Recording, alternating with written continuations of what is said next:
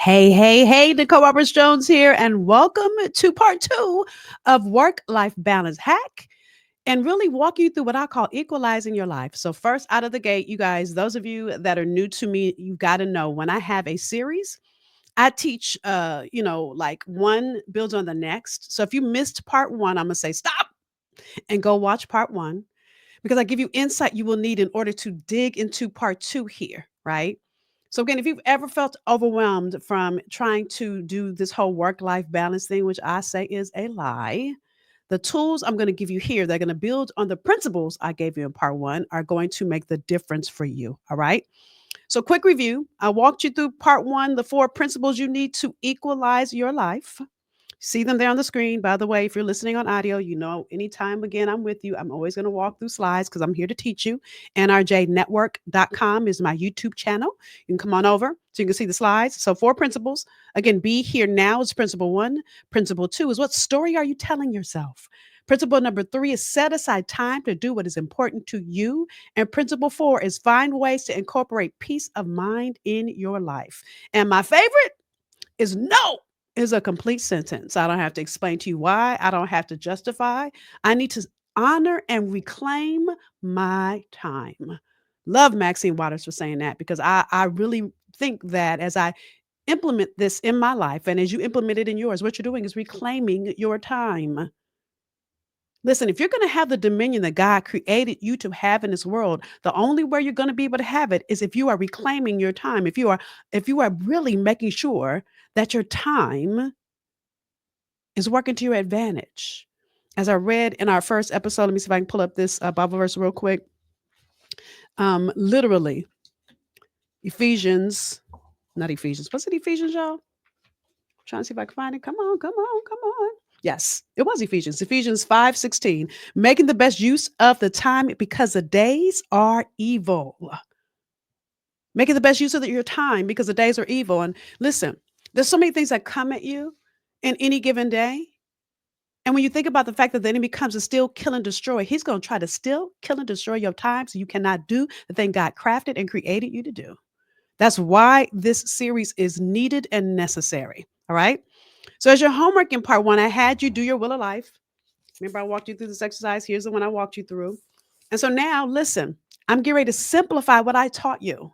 Why? First of all, did you notice that on this will of life has nothing about spiritual growth at all?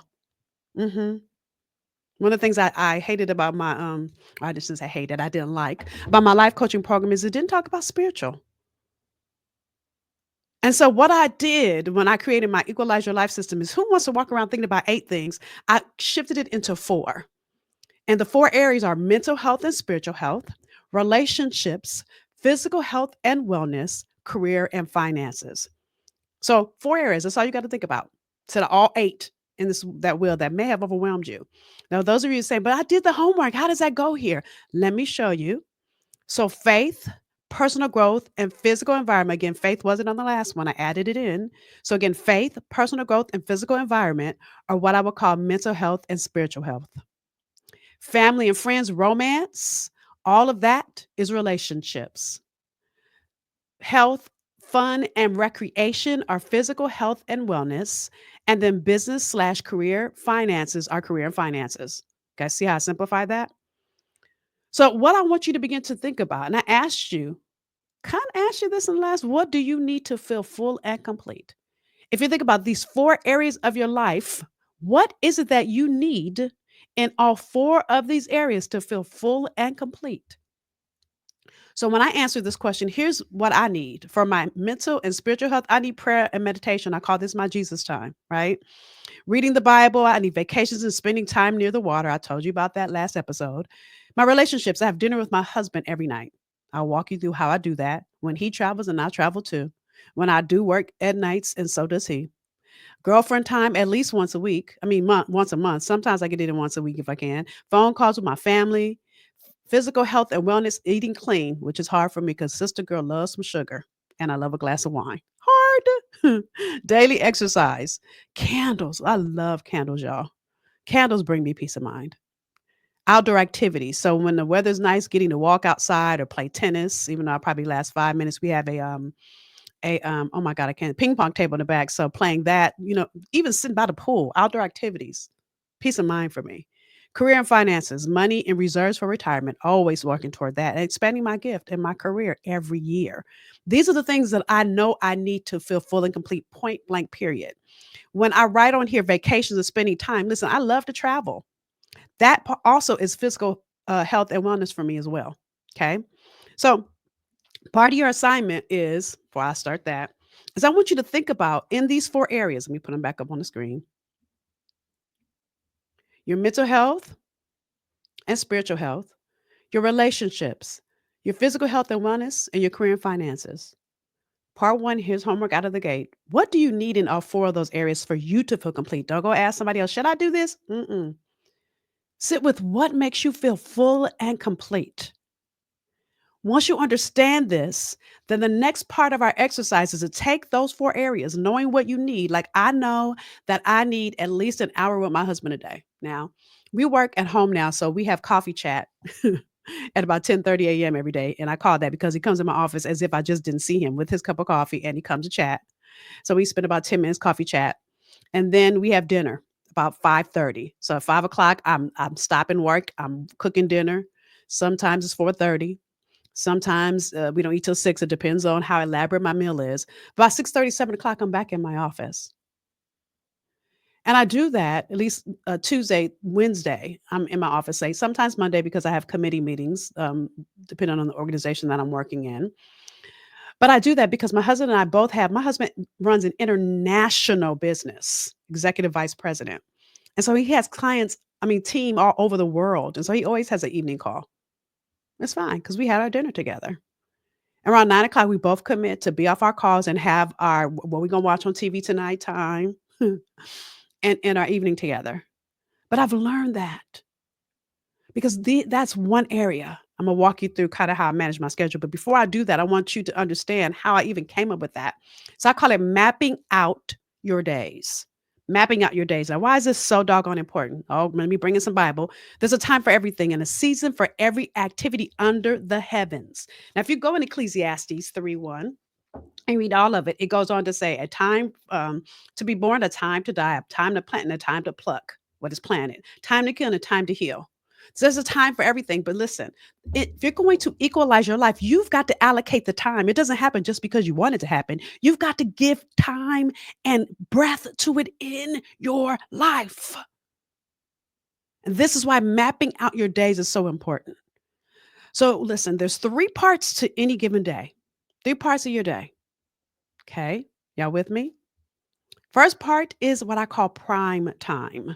Now, prime time is when you are feeling your maximum effectiveness. It's when you are most focused and creative. So, if I use myself for an example, when I'm recording episodes of this podcast, well, when I'm writing it, recording it is the next part. I'll talk about the next part in a minute. When I'm writing content, that's prime time. I'm only creative. My prime time is in the morning. My prime time cuts off at 11 a.m. Why? As at 11 a.m., I'm not feeling creative anymore. Listen, if I can get up, the earlier I can get up, I remember writing my first book. When I used to get up at 4 a.m. then, okay, that was a long time ago. But I used to get up at 4 a.m. then, and I felt like it would be God pouring right out of my hand early in the morning. It's like all my creative ideas come early, early in the morning.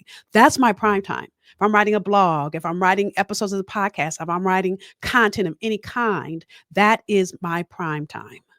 Okay. So you've got to realize what's prime to your job and when is your maximum effectiveness around that. I had another client who had to do sales calls and she realized that she had to be her utmost awake and vibrant to do that. And her prime time was at 12 p.m. So you've got to find the prime time of day that works for you. Okay. So my second part of my day is what I call task time. So listen, y'all need to know I can talk effortlessly. So if I'm speaking anywhere, if I'm recording an episode of this podcast, if I'm doing coaching calls, I have meetings, that starts around 12 because I give myself a break for lunch, right? 12 to about 3, 4 o'clock, I'm in task time. And to be honest with you, if I work late, then my task time is 12 to about 2, and I take a break and have some call time in between if I'm going to work late. I started having to do that in my premenopausal days because sister girl son used to need a nap. I've gotten better, but girl, let me tell y'all how perimenopause caught up on me, and that would be like my lunch break. It'd be a little baby nap. I'm telling the truth, right? I call it nap ministry, but I needed it. My menopause first crept up on me, but I realized that during my task time, at the end of that, I could take a nap because I spent my morning when I get up at 6, and I'll show you my schedule in a minute. And even I get up earlier than that now. I get up at like 5:30 now. So I know when my task time again is whatever comes effortless. I don't need to have energy. I don't need to be fully awake. Again, I don't feel creative. If I'm not fully awake, I'm not creative. And by the way, my prime time doubles up, and at 7 p.m. I can feel prime again. So if I'm writing anything, 7, 8, if I have no meetings, I can do prime time again in the evening. I don't know what that's about, but I've noticed that about me. Okay, so prime time, task time, and then the third part of your day is what I would call your personal time. This is again my dinner with my husband. I'm going out with my girlfriends, all the things that I need to help me feel full and complete. Listen, I take a bath every night with myself, and that's my time with me. I have my time in the morning with Jesus, and then I have my time with me at night. And sometimes with Jesus while I'm in the bathtub too. But your goal in understanding these three parts of your day is to figure out what do you need on any given day, right? When is your prime time? When are you most creative? Or when are you maximum when is your maximum effectiveness? Now, if you don't know, then pay attention to your days. Tomorrow, start paying attention. What do you do when? Listen, sometimes when something it's like you start trying to do something and it's not working, it's usually because you're in the wrong time of day to do it. Like if I have an article to write, and this has happened when I had a publicist, and I have a publicist right now. When I had a publicist, and she would send me all these articles to write, and she would send them in the afternoon. I'm like, girl, I can't write that today. I'll write it tomorrow. And the reason I said this is because I knew my prime time is the next day in the morning. Look how gifted I am. It doesn't work if I try to write in the afternoon. It just doesn't. Right. So pay attention to when are you most creative? Task time. What is the work central to what you do, and when is it optimal for you to do that? Okay. So again, coaching, speaking, teaching, all of that easy, effortless for me. That's my task time, right? Then what distracts you from getting things done? Pay attention to that too. Like if you have your email open, does that distract you? That messes you up. That will mess up your day. I'm gonna talk about that more in a minute.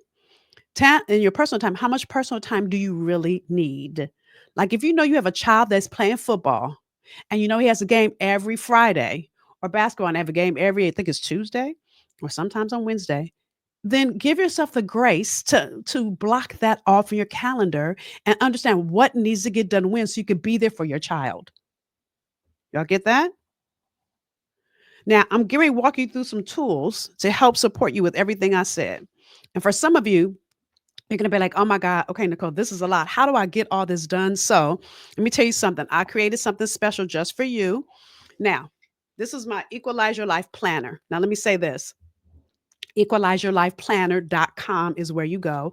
So you have two options if you want to get the planner. Now, listen, this is an author copy. So you see it says proof. I used to only give this to my clients. I created it because if you're like me, I literally just had my team put this on Amazon. Why? Because if you're like me, you want a hard copy. So you'll see when you go to equalizeyourlifeplanner.com, you have two options. You can get electronic for $9, or you can actually get the book for $19.99. Now, everything I walked you through day one and day two is in this book. Oh, by the way, there's also Equalize Your Life Creed, but I walk you through the 4 quadrants, which I just walked you through, and I give you worksheets to work through all of it. Mapping out your days is part, right? So I ask you a bunch of questions that help you understand and map out your days, right? So I'm gonna walk you through. This is my weekly schedule. I'm gonna walk you through that in a second. But the reason I wanted to give you opportunity to invest in yourself, if you wanted to, is because this was a game changer for me. Once you take the time to map out your days, you're going to see the difference it will make, not just in you getting your work done in your career, but in you feeling full and complete. Okay. So equalizeyourlifeplanner.com, because I'm going to go through all the pieces.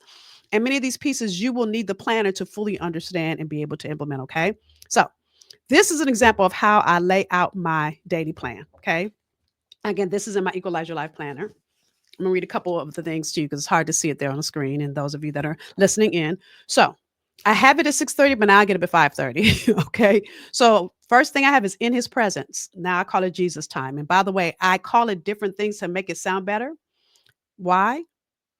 Because I think listen, I don't like to work out, so I call that keep it right, keep it tight. Because otherwise, I won't work out. I won't. But if I say I got to keep it right, keep it tight, that makes me want to work out. Nourish my family 7 to 7:30. I don't have to do that anymore. My bonus children are in their 30s. I created this system when they were in their teens. I still nourish my husband, but I don't have to cook as early and it doesn't take me as long because I can just push his food in front of him and keep it moving. With them, I'd have to get them eating, get them dressed, get them out the door, right? Um, get it together, clean up and prep. So clean it up after breakfast, keep it right, keep it tight. I do all of that after I got them out the door. Creative juices flow is my prime time. So I told you, for me, it's my creative juices that flow. That's my prime time. Okay. Then you see I have break slash lunch, drumming up business. Mondays, which I have my business, my staff meetings on Mondays, Tuesday, Wednesday, Thursday, coaching calls and or meetings. That's task time for me. Speaking gig prep, task time, easy for me, right? Nourish my family. I told you about my dinner time, and then I have NRJ time, right? And or you'll see coaching calls and some of those in the evening. And the NRJ time on Monday and Thursday, I typically have committee meetings for organizations that I'm in. That's going into personal time, y'all. Okay. Daryl time, you know that's personal time. That my husband's name is Daryl. Okay. You'll see Saturdays are a lot of me time. I put keep it right, keep it tight, and I put it on Sunday too, but I don't work out on Saturday and Sunday anymore. I never did. I put it on here and never, I got to get real with myself, right? That I don't. But the rest of this is true and real. So some of you guys are going to say, that's so much. Why do you do it like that? Because here's what happens. If someone makes a call and says, Nicole, I need to meet with you, and my team knows this too, they know that I will only take meetings between 11 and 3. They're not going to do it in the morning. I tell them, unless Oprah calls and no morning call. Why? Because in the morning, I give myself the space to write, to create, to spend time with God. And when God drops it in, I then can have time to write it out. This is what works for me. I'm going to encourage you to map out your day. And then when people call you, like my boss, they used to call me for that extra special meeting or what have you, I would shift them to another time in my day, even though I worked for a company that was paying my paycheck. I still could move him into my my task time. By the way, when I worked a full-time job, I still had prime time in the morning. I would get to work early. I'd be in my office from 7:30 to 9, my door closed. So funny, I remember this. My assistant would know I was in there, but I was a deputy director of the division. The division director would, I don't know why every day she didn't know I was in there. From 7:30 to 9, I would get to work early so I could spend prime time before my day started with my job. And I blocked it out. So then how this begins to work is this, y'all. The next piece is my things to do sheet. Now, on Sunday night, it's a thing that, and people don't, and by the way, there's a blank weekly schedule in your Equalize Your Life planner.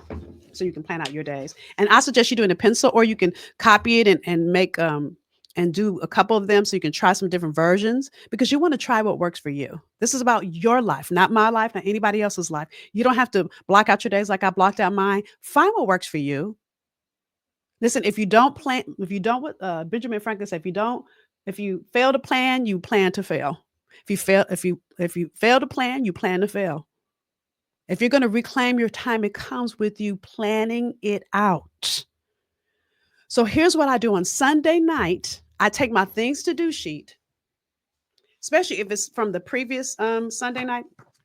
Sunday night, I read all the things I need to work on this week. Got this one runaway here. I work on all the things I need to work on this week. And then the following Sunday night, I take the same things to do sheet and I either add some things or take away some things. And I take away some things because I check it off. The thing I love about having a things to do sheet is when you check it off, you feel like, oh my God, I've gotten stuff done. As busy women, we'll be so busy, being busy, we feel like we haven't completed anything. When you get to check off things as you do them, it feels so good. Lisa used to feel good to me. It still does because I still do this on Sunday night. I love when I go back Sunday night and I realize I got everything done last week, or I got everything done except for one thing. That one thing gets moved to the things to do for the following week. Get that? So if you keep track, you begin to see what gets done. You begin to also understand what doesn't get done. And you can move it to the following week and say, et cetera, et cetera, et cetera, et cetera. Other thing I would always suggest that you do is prioritize what has to get done this week. That should be top of the list. What's okay if it doesn't get done this week, it needs to get done, but it doesn't have to get done this week, right? So that's really how you plan out your days. It's understanding prime time, task time, personal time, blocking those times out, and then looking at what do you need to do each week in those blocks of time. Okay. So in my task time, I don't necessarily write. I just write coaching calls and meetings. And then they get scheduled accordingly. On Sunday night, I look at what do I need to create this week? Am I writing scripts or outlines because I'm going to record another series? Like I already know my next series from another question. By the way, I do read all of your questions, you guys. So if you have questions, you have things you want me to talk about, send us an email, right? Let me put that up here. info@NicoleRobertsJones.com. Send us an email. I do read our emails. If you have questions or things you want to talk about around your career, I'm here to support you. Either that or I'll bring in a guest if it's not my expertise, right? So Sunday night, I take time to look at my week before what didn't get finished and what do I want to focus on for this week so I can reclaim my time. Now, before I begin to wrap up all these pieces and summarize for you, let's talk about the 5 things that can stop you. 5 things that can stop you. The first is external distractions. So what do I mean by that? I'm talking emails, texts, notifications from social media, the phone calls, your boss or coworkers that can they pop in and say, "Can I ask you a question real quick?" Or your kids, your spouse, your family, your friends making requests, all the external things that happen on any given day. Yes, no is a complete sentence. You can friendly edit. But when it comes to your emails, your texts, your social media, so I had to start closing my email.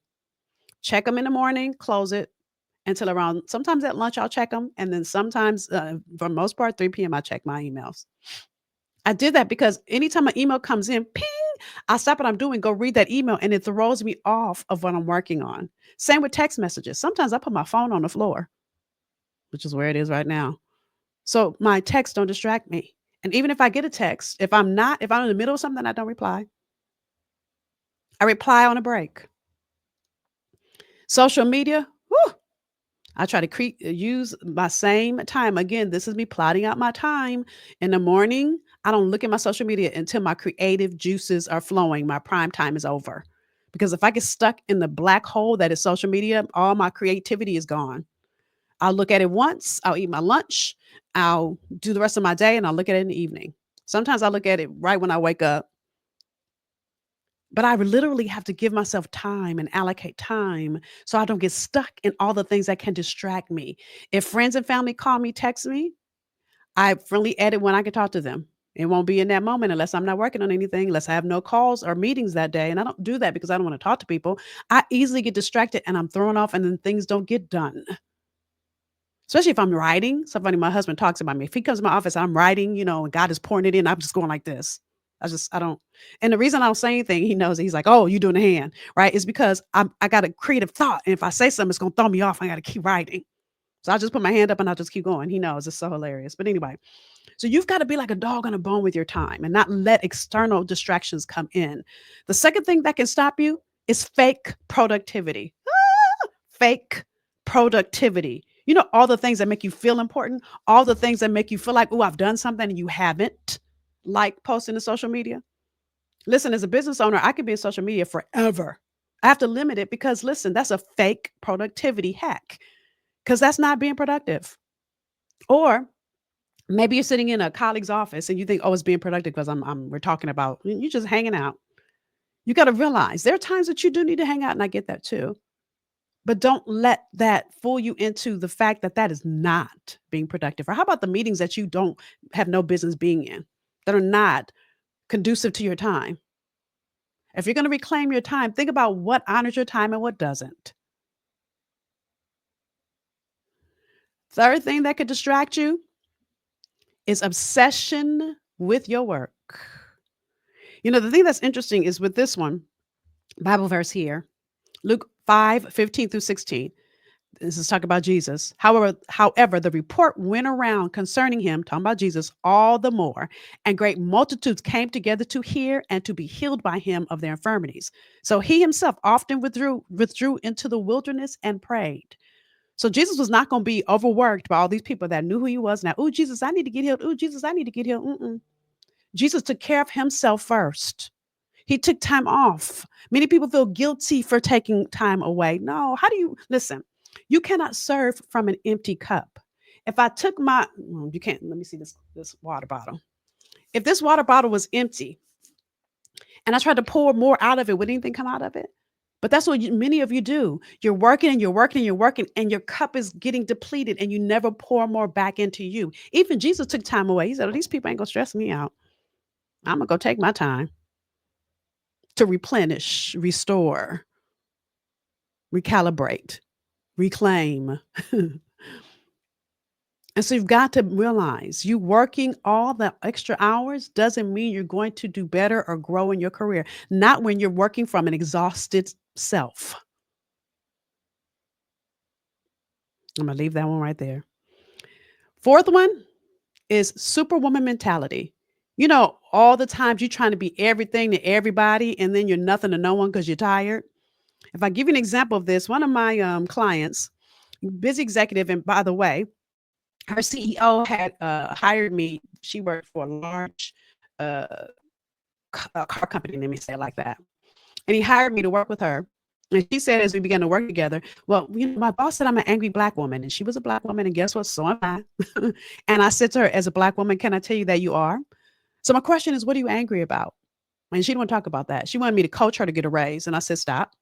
I got to coach you for who you are right now. And what I feel is anger. What is that about? Or is it frustration? Is it hurt? Or is it all those things? And when I said that, she burst into tears. So to make a long story short, her husband had left. They were separated. Her kids were just being bad and looking for attention. And she was working late every night.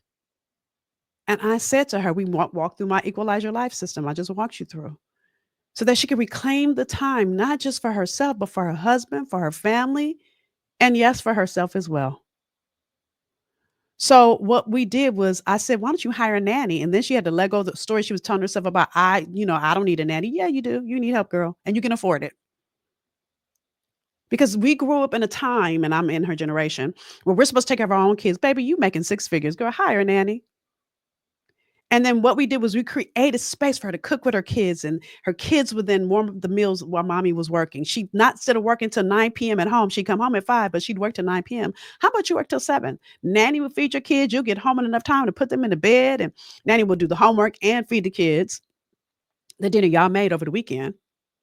You get home enough time to bathe them, to feed them, but you'll be done with work because you stay till 7. When you get home from 5 to 9 and your kids are coming in every 5 minutes because they're trying to get your attention, you're not getting real work done because you're being distracted. That's not reclaiming your time. That's fake productivity. Come on, somebody. So when she got help, the difference that it made, and her children being happy with story time every night, with her husband having her wife back because he got time with his wife right after story time. The time she got to spend with her girlfriends on the weekend because she wasn't trying to catch up on work because she didn't have to. So stop being everything to everybody, which means you're nothing to no one, including you. And then the last one is procrastination. I'm gonna tell you 9 times out of 10, when you're procrastinating, it means either you're doing something that you have no business doing, either you don't like it, you're in overwhelm, something that which means you need to hire for help, whether that's somebody on your team or like my previous client I just told you about, she hired a nanny, or you keep putting it off because you're in overwhelm. Be clear when you're procrastinating, putting it off. It doesn't mean it's not going to ever happen. You just keep pushing it off and it's still going to need to be done tomorrow. So, how do you reclaim your time and your space in the middle of that and get clear on why you're procrastinating? Why is it coming up for you that you don't feel like doing it now? Maybe you're doing it at the wrong time of day. I know if I had to write in the middle of the day, I would be procrastinating because I wouldn't be able to do it. So, give yourself the time and clarity to spend really looking at these 5 areas of your life. Let me put them back up again. So, number one, These are the 5 things that can stop you, can distract you. 1, external distractions. 2, fake productivity. 3, being obsessed with work. 4, superwoman mentality. And 5, procrastination. Then, one of my favorite parts of my Equalize Your Life system is to take time to celebrate. Take time to celebrate. I think, we as adults don't have celebrations as much as we used to. When we were little, we had a party for everything, turning 5, turning 6. Now I just want you to celebrate when you get things done. When you look at your things to do sheet and you got things done, celebrate. When you're working on a big project, celebration can be go getting a massage. It could be buy yourself flowers. It could be for me, go buy a candle. But take time to celebrate you. Even if it's, dare I say, post something on social media celebrating yourself. I think we don't stop long enough to acknowledge the things that we are completing, especially as we're doing this work to shift how you have work life balance. Right.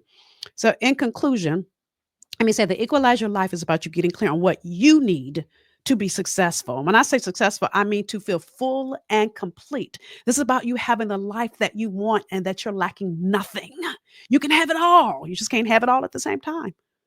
This system creates an opportunity for you to get clear on what do you need, when do you need it, how will it work for you.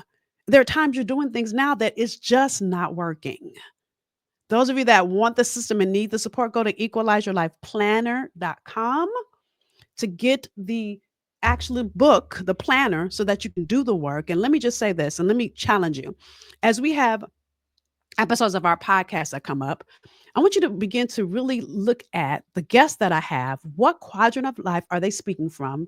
And what tools are they giving you so that you can equalize your life? Because listen, I want you to have a whole full life lacking nothing. If you're going to do work that sets your soul on fire, that means your life has to be full and complete. So, what do you need so that you feel full and complete? Take the time, do the work. I want to hear from you. If this is supporting you, if this is helping you, if you have questions about it, I want to know. I'm here to help you, right? And again, your questions could be another episode of this podcast, could be a future episode, right? So, with that said, it's always my honor and privilege to teach you. I'm excited to hear how this Equalize Your Life system works for you. And I'm excited to see how you implement it and shift from work life balance failure into Equalize Your Life bliss. All right. I'll see you for our next one. Bye, y'all.